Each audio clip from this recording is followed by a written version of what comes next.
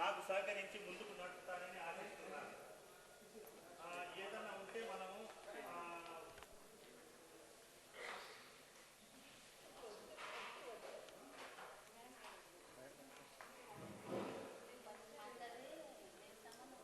గౌరవనీయులైనటువంటి మాజీ సైనికులకు, వారి కుటుంబ సభ్యులకు, సైనికుల వితంతు మహిళలకు సవ్యంగా ఈరోజు రాష్ట్రంలోనే ఒక గుర్తింపు తీసుకొచ్చే విధంగా నారా చంద్రబాబు నాయుడు గారు తెలుగుదేశం పార్టీలో ఏవైతే ఉన్నత వర్గాలు ఇప్పటి వరకు ప్రజల మధ్యలో ఉండి పాలిస్తూ వచ్చాయో రాష్ట్ర కార్యవర్గం సైనికుల విభాగం అని ఏర్పాటు చేయడం జరిగింది. ఈ ఏర్పాటు ఇక్కడితోటి ముందుకెళ్తుంది. మనకు ఇప్పటి వరకు మనకు అంతగా బాధ్యతలు ఏనాడు మనము ఎక్కువగా నిర్వర్తించలేదు. జిల్లాలకు పోయాము, మన సైనికులను మనము ప్రేరేపించుకున్నాము. మన కష్టాల నుంచి మనం బయటపడాలంటే ఐకమత్యంతో పోరాటం ఒకటే మాత్రమని మనం అందరికీ చెప్పుకున్నాము. కానీ ఎంత చెప్పుకున్నా ఎక్కడేసిన పొంగలి అలా మనం చూస్తున్న విషయం. ఇక ముందు అలా జరగకుండా మన కనీస అవసరాలైనటువంటి ఉండటానికి ఇల్లు, కథాలు ప్రతి మానవుడి, వాటితో పాటుగా ఈ మాజీ సైనికుడే రిటైర్మెంట్ వచ్చిన తర్వాత అతనికి కనీస ఉద్యోగ భద్రత లేకపోతే అతని కుటుంబాన్ని పోషించుకోవడానికి వేరే మార్గాలు లేక ప్రైవేట్ సెక్యూరిటీలో ఏదో ఒకటి ఆశించుకొని వాళ్ళు కారణమేంటి? సైనికుడు ఏనాడు రోడ్డెక్కి ప్రభుత్వాలను నిందించలేదు, నిలదీయలేదు. మీరు చేస్తున్నది తప్పు, మీరు ఇంతగా చేశారంటే మేము మా ప్రాణాలమైన త్యజించి మీ మీద పోరాడతామని చెప్పుకున్న దాఖలాలు ఈనాటి వరకు మనం కల్పించకపోవడమే మన వీక్నెస్ గా ప్రభుత్వం గుర్తించి మనల్ని పక్కన పెట్టడం జరిగింది. ఇక్కడ హైదరాబాద్ లో మనం ఉండి రాష్ట్ర మాజీ సైనికుల సంక్షేమ సంఘం తరఫున ఎంతో ఉన్నతమైన భావాలు కలిగినటువంటి ముఖ్యమంత్రిగా చెప్పుకుంటున్న రాజశేఖర్ విన్నవించుకున్న ఆయన మూగెత్తులాగా అన్ని చూశాడే తప్ప ఏ సమస్యను పరిష్కరిస్తాను అని అమలు పెట్టకపోవడం మన దురదృష్టమో దౌర్భాగ్యమో తెలియదు. కానీ ఆయన మనసులో మాత్రం మన మీద కించెత్తు కూడా ప్రేమ లేకపోవడం దురదృష్టకరంగా భావిస్తున్నాం. ఆఖరుకు మన విపక్ష నేత, మన తెలుగుదేశం పార్టీ రాష్ట్ర అధ్యక్షుడు చంద్రబాబు నాయుడు గారు ముఖ్యమంత్రికి ప్రత్యేకంగా ఒక లెటర్ రాస్తూ రాష్ట్రంలో సైనికులు దైన్యమైన పరిస్థితుల్లో జీవిస్తున్నారు, వాళ్ళ జీవన విధానం సరిగా లేదు, వాళ్లకు కనీసం కల్పించాల్సి పోలీసుల చేత బనాయించిన కేసులను మాఫీ చేయండి అని ప్రత్యేకంగా రాసిన కూడా ఆయన పలకపోవడం నిజంగానే మనకు దురదృష్టకరంగా. మన ప్రజల్లో ఉన్నతమైన భావాలు గల వ్యక్తిగా వెలిగినటువంటి నారా చంద్రబాబు నాయుడు గారిని మనము ఆదర్శంగా తీసుకొని ఆయన ముందు మన ప్రస్తావన పెట్టి, అయ్యా పార్టీలో మాకంటూ ఒక మార్గం ఏర్పరచండి, మాకంటూ ఒక విభాగం ఏర్పరచండి, మా సమస్యల మీద మీరు ఆవాలెత్తండి, కనీస ఆ పైన మనకు ఈరోజు విస్తృత స్థాయి కార్యవర్గాన్ని ఏర్పాటు చేస్తూ సైనిక విభాగం తెలుగుదేశం పార్టీలో 13 విభాగం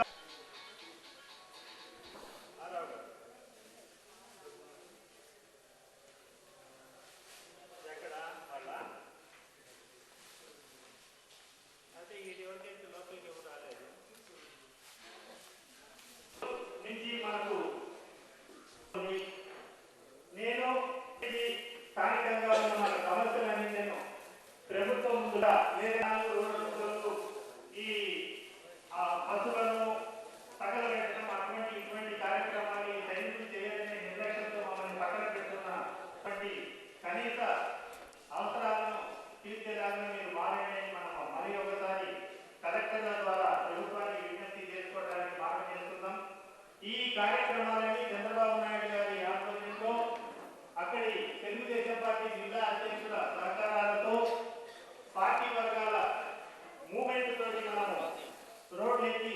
చేసుకోవడానికి పోతామనేది ప్రతి ఒక్కళ్ళు ఈనాడు గుర్తించాలని సవినయంగా విజ్ఞప్తి చేస్తున్నాను.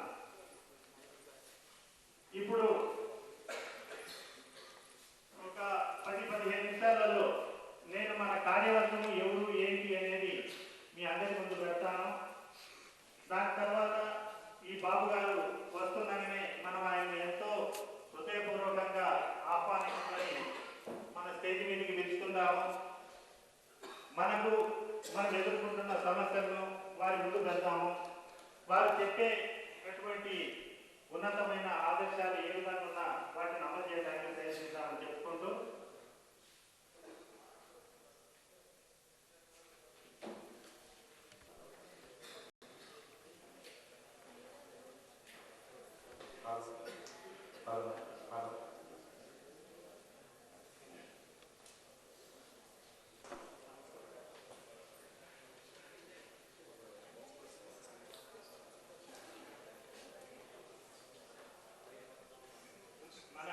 మాజీ సైనిక సహోదరుడు మస్తాన్ వలి గారు మీ ముందు మనం నడవాల్సిన నడవడికైన కొన్ని వ్యాఖ్యానాలు చేస్తారు. అవి అందరూ ఆలకించాల్సిందిగా ప్రార్థిస్తున్నాను. ఇకపోతే రెడీ అవుతున్నారని మాత్రమే ఇంటిమేషన్. ఆయన వచ్చే లోపల మనం చేయాలనేది ఆ నిర్ణయము. ఇలానే తప్ప మా సొంత నిర్ణయాలు అనే విషయాలు ఉంటే అవి ఇక్కడ ఎలాంటి ప్రస్తావనకు ఆస్కారం లేదని సమయంగా మనవి చేస్తున్నాను. అట్లా బుద్ధి కొడితే ఇక్కడ ఉండండి, లేదు అంటే అధ్యక్షుల ద్వారా మీటింగ్ పెట్టిస్తాను. అప్పుడు మీ సేవలు చేసిన సందర్భాన్ని చెప్పుకొని మీరు పదవులలోకి రండి.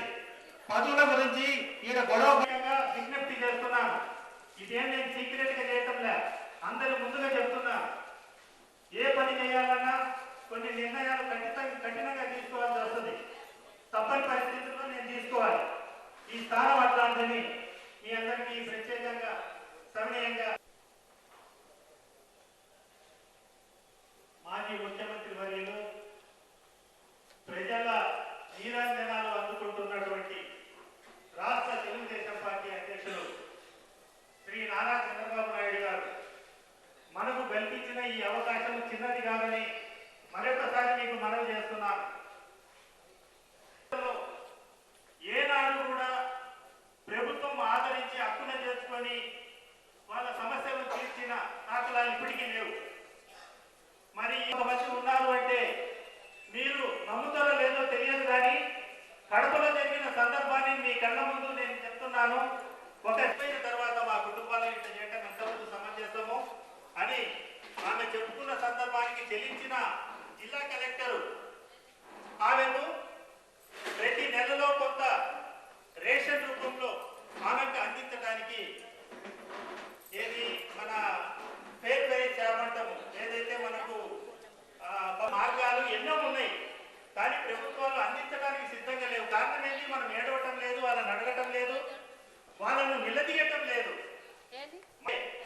ఆయన ఎంతో ఉల్లాసంగా ఉత్సాహంగా సైనికుల మీద ఎంతో భక్తి శ్రద్ధలు ఉన్నాయి. మీ సమస్యలు తప్పకుండా గానే చెప్పినప్పుడు రాకపోవడానికి ఆస్కారం లేదు అని మనమంతా ఆనందంగా ఆయన్ను పొగిడి శ్లాఘించుకొని మనం రావటం జరిగింది. ఆర్టీఓ గారు ఉన్నారు, డిఆర్ఓ గారు ఉన్నారు, వాళ్ళని పోయి కలవండి. ఆర్టీఓ గారిని పోయి కలిస్తే ఆయన వచ్చేసి మీకంటూ జీవో లేదండి, ఇంటి స్థలాలు ఇవ్వాలని ఇంటి పట్టాల రూపంలో నేను చేస్తానండి అని ఆయనగా మనకు జరగరాని అన్యాయాలు మన కళ్ళ ఎదుటే మనం చూస్తుండగానే జరుగుతున్నా మనము డిసిప్లిన్ గా వాళ్ళతో ఓకే చేశారో వారిని నేను చదువుతాను. ఆయన కార్యనిర్వాహక కార్యదర్శిగా వెంకటప్పారావు గారు ఎక్కడ ఆహ్వానిస్తున్నాం. కేఎన్ పద్మనాభం గారు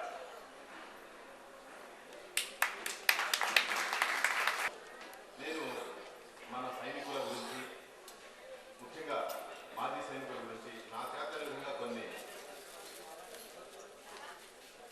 మాజీ సైనికన్నా జై సైనిక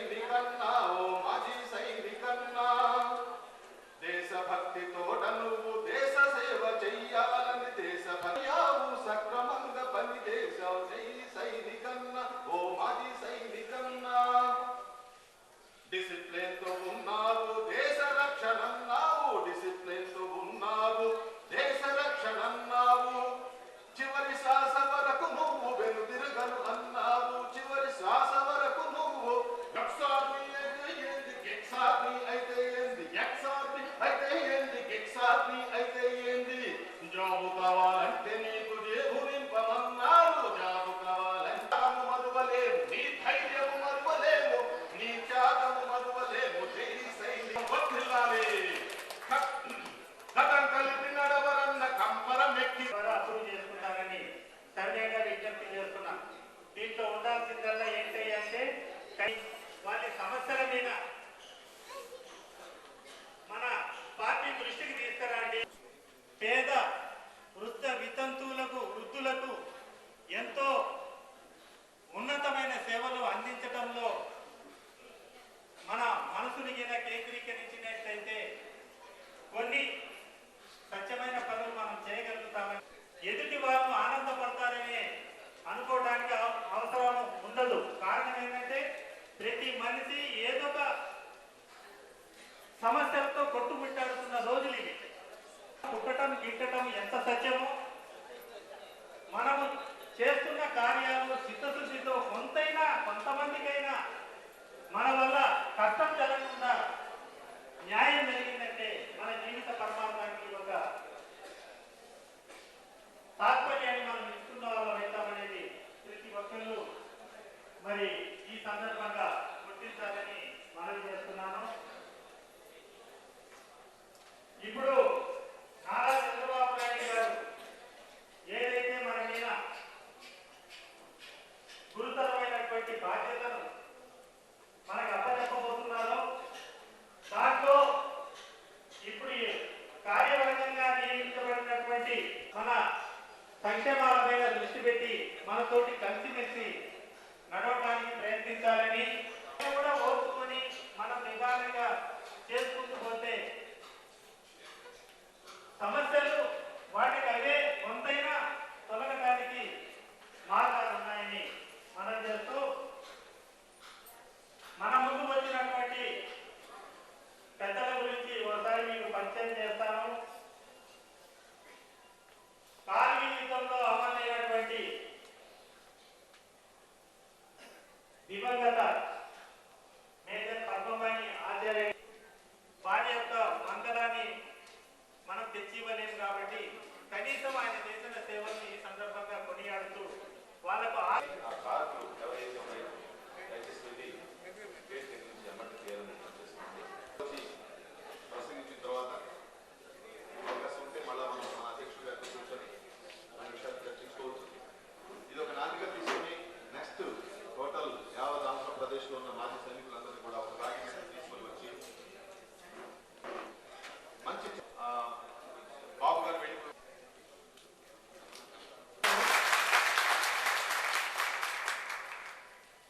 ఇక్కడ ఈ న్యాయ విభాగం అధ్యక్షుడిగా ఉన్నటువంటి రంగయ్య గౌడ్ గారికి ముఖ్యంగా నేను అభినందిస్తూ అలాగే సభ్యులందరికీ కూడా పేరు పేరున అభినందనలు తెలియజేసుకుంటూ ముఖ్యంగా నేను ఎందుకు విభాగం మీరే, దేశాన్ని రక్షించేది మీరే, సరిహద్దుల్లో దేశానికి అండగా నిలబడింది మీరే. ఈ రోజు మా ఫ్యామిలీలు పిల్లలు మేమందరము ఇలా ఉంటున్నాము అంటే అక్కడ మీరు సర్వస్వాన్ని దేశ ప్రజలందరూ కూడా ఈ రోజున సుభిక్షంగా ప్రశాంతంగా ఉండగలుగుతున్నాము. సరిహద్దుల్లో మీరు పనిచేయకపోతే మేమేమైపోతామో ఆలోచించండి. నేను అనుకోవటం అన్ని విభాగాల కంటే కూడా చాలా చాలా చాలా ముఖ్యమైన విభాగం ఇది. కాబట్టి మీ క్రమశిక్షణ, ఈ కూర్చునే విధానం, ఈ క్రమశిక్షణ, ఈ ప్రశాంతత, ఈ ఆత్మస్థైర్యం కూడా మీలో ఎప్పుడు కొనసాగాలని, మీరు పార్టీలో కూడా క్రమశిక్షణ కలిగిన సైనికుల్లాగానే మన అధ్యక్షుని మళ్ళీ అధికారంలోకి తేవాలని నేను మనస్ఫూర్తిగా విజ్ఞప్తి చేస్తూ